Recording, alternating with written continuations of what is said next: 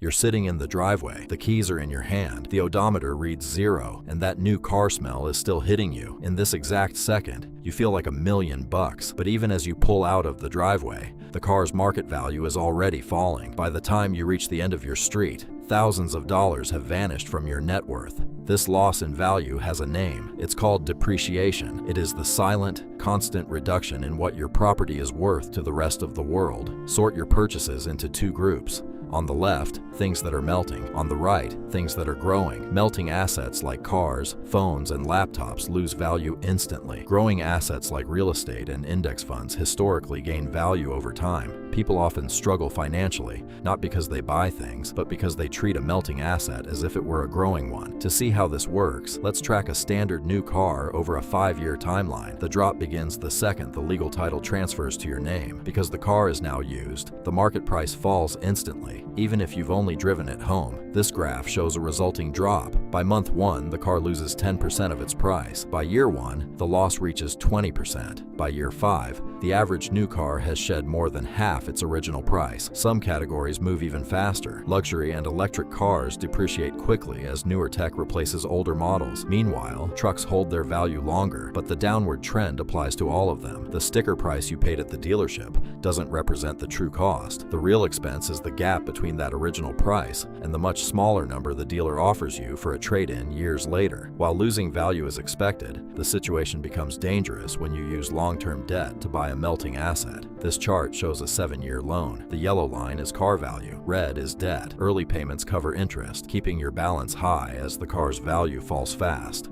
When the lines cross, you owe more than it's worth. This gap is the underwater trap. If you need to sell the car, or if it gets totaled, you are responsible for the difference. You would have to pay the bank out of pocket just to stop owning a car you no longer have. Financing a depreciating asset creates a cycle where you are paying a premium for an item that is worth less every single day. To avoid this, you simply apply two different sets of rules based on the asset bucket you're using. For melting assets, the rule is to buy modestly. By purchasing a reliable used car, you let the first owner take that initial 20% hit, then aim to pay the balance off quickly, ideally within 2 or 3 years. The most important boundary is this: avoid taking on long-term debt for anything that is actively losing value. Growing assets are the only category where committing your money for the long term makes sense. This chart shows why a mortgage on a home is different. While the loan has a cost, the historical growth of the property value eventually rises far above the cost of the debt. Time is the deciding factor. When you use it on a melting asset, it works against you. When you use it on a growing asset, it becomes your most effective tool for building wealth. Before your next big purchase, stop and ask yourself one question: is this melting or is this growing?